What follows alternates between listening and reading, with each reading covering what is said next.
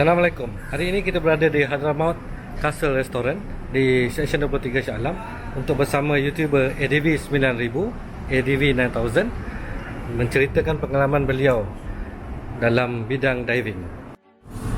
Hari ni kan saya cerita pasal diving. Ni apa ni? Ni boat. Ni apa ni divers? Divers dia akan flip belakang.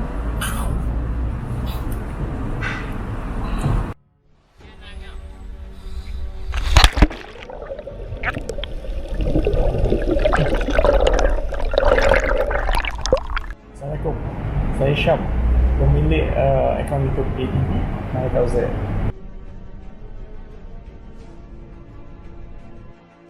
ADV 9000 ni basically dia menceritakan apa yang saya buat setiap minggu, apa yang hobi saya, tapi mostly outdoor lah. Saya suka duduk outdoor kan, saya tak suka duduk dalam rumah.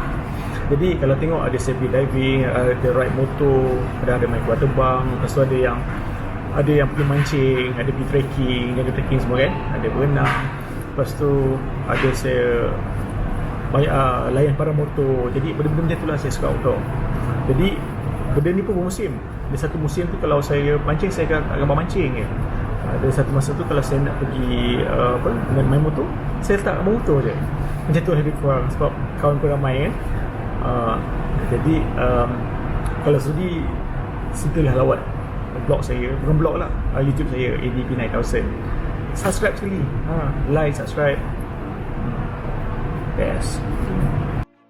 Benda ni actually tak, dia happen bulan lepas pergi Tioman. Dah lama sangat tak dive, ada lesen, dah 2 tahun tak dive. Lepas tu ada pergi sekali lah refresher dive dekat Shah Alam, dekat aquatic tu kan.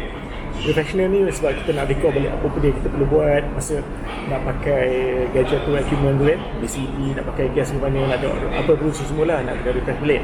Okay lah, fine lah, ingatkan dah cukup bagus lah lagi refresher kan. Lepas tu bulan lepas tu pergilah ke Tioman, kita tu nak salang. Masa tu dive yang kelima, tempat tu dekat Terdau. Tempat tu memang cantik tau, dia visibility dia memang cantik lah. Tapi sebelum tu boatman dah check out dah, dia kata air pasang. Okay lah, fine lah. Lepas tu dia turun. Bila turun tu, bila air pasang, visibility cantik, ikan pun banyak, karang pun cantik, kau jadi lupa tak? Lepas tu masa kat bawah tu lah, bila kau sibuk tengok ikan, sibuk ambil gambar, nampak arus kuat, sepatutnya kau kena follow arus. Instead aku menongkar arus tau, kau against arus tu. Bila berlawan arus, kau banyak guna oksigen, kau banyak guna nafasan kau tu kan, kau banyak sedot oksigen. Dah macam tu ambil gambar. Dah sudah tu, dah sibuk ambil gambar tu, turun lagi ke bawah. Kita orang dive masuk dalam 20 meter lah, turun ke bawah lagi tu, ambil gambar dekat segi coral semua kan. So, aku punya silap sebab tak tengok SPG sangat. Tu aku mengaku salah tu. Tak tengok SPG. Bila tengok SPG dah ke dalam 70. Okeylah. Berhati-hati jugalah kan. Lepas tu masa tak ambil gambar semua ikan semua, tiba-tiba dia stop 50. Bukan stop lah, maksudnya dia jatuh ke 50. Dah 50 tu aku terus pergi kat Dive Master, aku cakap lah begini lah, sign dia. Actually maksudnya dah tinggal 50% lah. Bukan 50%, dalam 50 PSI lah macam ni. Okay, bila Dive Master aku nampak, Dive Master aku tu masalah lah, Jerman, awet kan. Nampak pun dia pun start naikkan SMB lah. SMB tu dia macam sausage, apa panggil, macam setengah orang panggil SMB tu sausage, tapi sebenarnya SMB tu surface marker buoyancy buoy. Betul lah.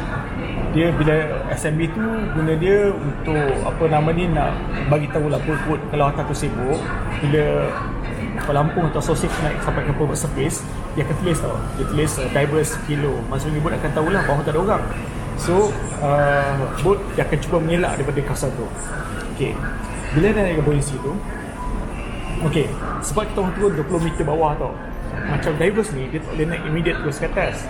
Dia 20 meter, dia kena buat CQ stop. Maksudnya setiap 5 meter 3 minit stop. Maksudnya macam ni lah, 5 meter 3 minit stop. Maksudnya 2 meter 3 minit stop.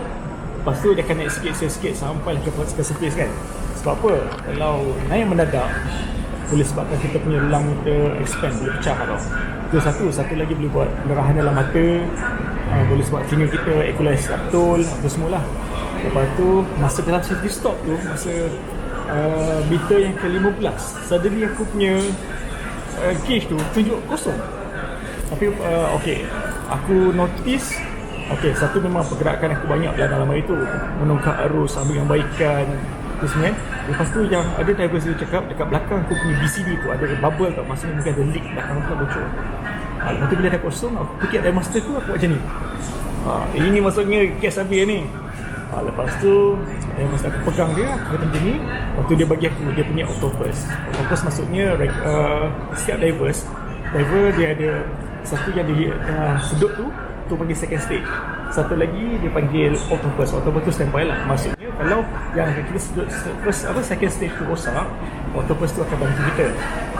Instead itulah dah macam tu dia bagi aku dia punya octopus. Aku pun berkongsi lah gas dengan dia ni lah, dengan awet ni. Lepas tu, tapi aku tahu still tak boleh naik mendadak. Aku kena stop, safety stop. Daripada 20 pergi 15, 12 pergi 10 naik ke atas lah. So every 3 minutes. So tank aku memang dah kosong, memang tak ada oksigen dah. Lepas tu sama dengan dia lah, kita naik sampai atas. Lepas tu bila sampai atas pula, tengok dia pun dah memang 10, memang naya lah kan. Aku ambil gas dia pun habis. Itulah pada aku lah, untuk benda macam ni kan, simple sebenarnya. Ikut rules. Macam aku rasa aku tak ikut rules pun. Bukan lalai. Bila kau dive tu, okay, kena frequently tengok SPG kau tu cukup tak cukup oksigen. Satu lagi, bila yang current yang kuat, janganlah pula kau menangkap arusnya tu guys. Boleh menangkap arus, tapi kau akan banyak guna oksigen. Bila banyak oksigen, sepatutnya banyak guna oksigen, check SPG. Tu aku tak buat. Lepas tu bawah pula sibuk dengan ikan tu, dengan karang semua, ambil gambar kan. Itu pun silap satu yang aku sepatutnya tak lalai sangat lah sepatutnya. Ada setengah orang cakap pula kalau dah macam tu, macam ambil tank besar lagi. Macam tank aku tu dia boleh pergi sampai 200 PSI, 210 PSI. Dia kata kalau get apa dah dapat tank yang besar tu lagi okey lah kan. Itulah kodenya. Satu lagi macam ni lah, kalau nasihat lah kan untuk aku lah dan yang lain-lain lah. Sebab kalau dah lama sangat tak dive kan, rasanya lebih baiklah kita pergi refresher dive. Maksudnya nak refresh balik apa yang kita dah belajar tau. Sebab yelah, dive sekali-sekala memang lupa for sure punya. Jadi apa yang aku galakkan, buat refresher dive, pergilah kat California Swimming Pool ke, ataupun try register kat mana-mana dive center, cakap dia nak refresher dive. Okay, lepas tu daripada sana kita tanya apa yang tak faham, kita tanya apa rules yang kita tak clear, kita tanya. Lepas tu okay, biasanya kalau yang dah lama tak dive tu, bila benang tu biarlah dekat dengan dive master. Jangan nak pandai nak benang jauh dekat master, sebab in case anything happen, kita tak tahu kan. Kalau kita punya regulator tak function ke, gas kita habis ke. Lepas tu satu lagi dalam air ni kita ada banyak binatang tau, banyak binatang, ikan semua. Ada setengah ikan macam orang panggil triggerfish ni. Triggerfish ni dia akan attack. Kalau kita masuk teritori dia akan attack kita. Semulanya kita nak kena jauh dari dia lah, teritori dia. Tak salahnya dia kata ada macam 3 segi, macam mana dia lah, dia punya teritori 3 segi. So kalau kita masuk dalam kawasan tu, memang dia attack kita. So kalau bolehnya jauh pada triggerfish. Kena faham lah ikan apa boleh dekat, ikan apa boleh dekat. Karang-karang pun apa, ada yang nampak cantik, ada yang nampak beracun, ada yang berbisa, tu semua kena clear. So benda macam tu kena faham lah. Tak faham, tanya dive master. Jangan memandai-mandai. Satu lagi macam ni, keadaan dalam air tu kita kena biasa. Mesti ada pengalaman lah. Maksudnya kalau arus kuat, macam ni kita nak handle. Lepas tu kalau suddenly visibility terus tak clear, macam mana handle. Satu lagi, benang biar dengan body. Mesti ada kawan lah benang. Jangan jauh tu body, payah maksudnya. So kalau anything happen, memang problem lah. So macam mana nak tackle arus, macam mana nak apa mungkin get familiar with the equipment. Lepas tu apa lagi, kena study juga tempat mana kita nak pergi tu, kena study juga. Tanya dive master kedalaman dia macam mana. Sebab okay, contoh kedalaman, makin dalam dia pergi, telinga tu makin pekak. Maksudnya kena equalize, maksudnya pressure kan. So macam mana equalize, maksudnya berdasar mungkin boleh equalize sikit-sikit sampai ke bawah. Sebab apa, kalau tak buat macam tu, tiba bawah dia equalize tak pecah nantinya, boleh jadi pekak, boleh darah, itu semua lah. And benda tu pun dia pun aku juga. Sebab ada satu masa tu terlebih weight aku turun mendadak ke bawah. Lepas tu memang sakit berdengung juga. Aku rasa lepas pada tu dalam 3 minggu jugalah ambil ubat sebenarnya. Sebab dia kata ada, okey, telinga kita ni pula ada 3 bahagian extension, yang telinga tengah dan telinga luar lah. Yang extension tube tu yang buat dia bengkak. Dia tak, dia apa, tak equalize dengan, kalau tak silap tu lah, tak equalize dengan dekat middle punya ears lah. Itulah. Itu salah satu benda dia lah. Tak apa, kita menanggap. Okay, cerita pasal gear pula. So nak jadi seorang divers ni kan, actually benda tu semua kita boleh anggap apa, masa kita enroll nak dive ke dekat dive center memang ada sediakan, ada wetsuit, ada Google, ada Fin, ada semualah, BCD semua kan. Tapi saya rasa kalau untuk untuk hygienik, saya rasa perlu ada ni lah, macam ni lah, untuk dia nak suatkan diri kan. Saya rasa wetsuit tu sebenarnya dia ada sendiri lah wetsuit. Kalau menyelam kan, wetsuit ada sendiri, Google sendiri, lepas tu Fin.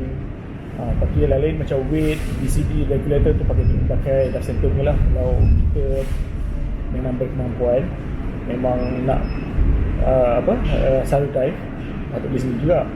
Macam BCD lah, yang pelampung. BCD ni orang panggil apa, dan istilah ada buoyancy control device lah. So BCD ni dia yang akan pegang kita ni tangki gas, lepas tu dia akan bawa kita naik turun dekat dalam air tu. Itu semua lah, kalau ada di sini lagi bagus. Sebab sometimes dive center ni pun kadang bocor. Macam saya kena ditahui pun dekat hose SPG kan, bocor ada leak belakang. Jadi kat situ pun sebab tangki gas yang kita pakai tu high pressure tau, tangki gas tu. Dia ada compressed air, lepas tu dia PSI pun tinggi. So bila bocor, gas kat situ pun dah berapa persen hilang kan. Itulah tu yang apa yang tanggung jawab bagi tahu lah. Tapi okey lah, dah get used dengan dia kan. Okey, satu lagi, divecom. Divecom pun rasa kalau siapa yang mula nak dive tu patut invest ke divecom lah. Yang lain tu tak apa, divecom, wetsuit, Google, Fin, tu boleh invest lah. Yang lain tu ambil dive center ni tak apa. Sebab divecom ni dah menentukan berapa kedalaman kita ke dalam air tu. Maksudnya kalau kita dah contoh 20 meter, kita tak boleh naik sampai ke 10 meter dalam mendadak. Kita kena ikut awam panggil apa, safety stop kan, start 2 meter, stop 3 minit, itu lah kan. Jadi dengan divecom tu kita boleh tengok berapa kita punya kedalaman, berapa jauh kita boleh pergi. Dan setengah divecom tu pula dia boleh measure kita punya oksigen kat dalam tangki tau. Tapi tu mahal sikit lah. Lepas tu apa nama ni, kalau macam SMB tu itu terpulang lah. SMB tu maksudnya kalau kita nak naik atas sendiri ke atau mengelak kebun langgar kita ke, memang pun patut ada lah. Tapi biasanya kalau macam advanced diver semua memang dah ada lah, SMB tu dah ada. Bagus juga kalau nak ada benda tu. And satu lagi pointer macam satu besi panjang kan. Pointer tu ialah masa kita nak dive tu takut terkena karang, boleh pointer tu kita dah boleh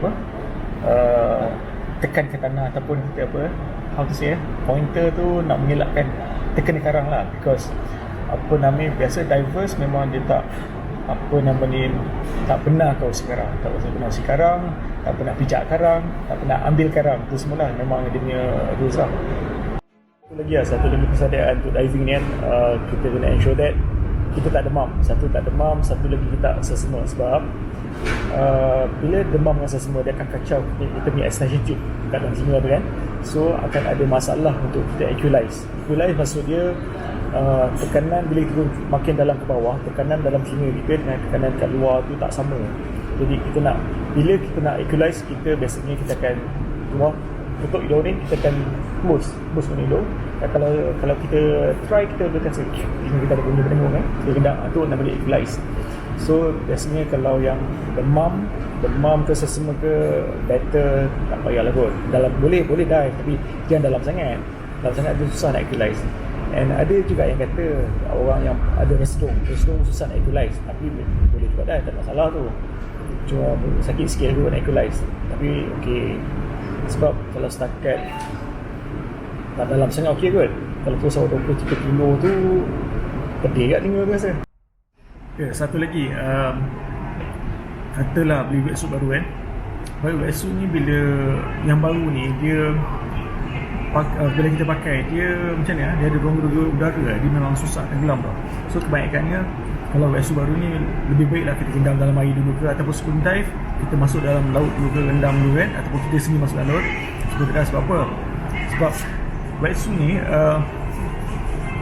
macam ni cakap kalau wetsuit baru ni kalau kita nak turun kita kena pakai weight lebih sebenarnya.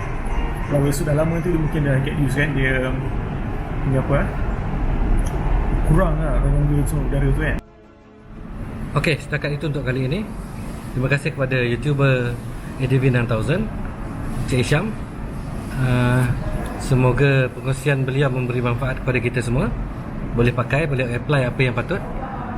Dan tolong subscribe channel dia juga, beri support kepada channel dia, like lah video-video dia, dan share yang mana yang patut, komen yang membina. Sama juga seperti channel saya, tolong subscribe, tolong share video dan like video saya, dan komen yang membina please. Okey, terima kasih. Moh kita, keikhlasan adalah rencah utama.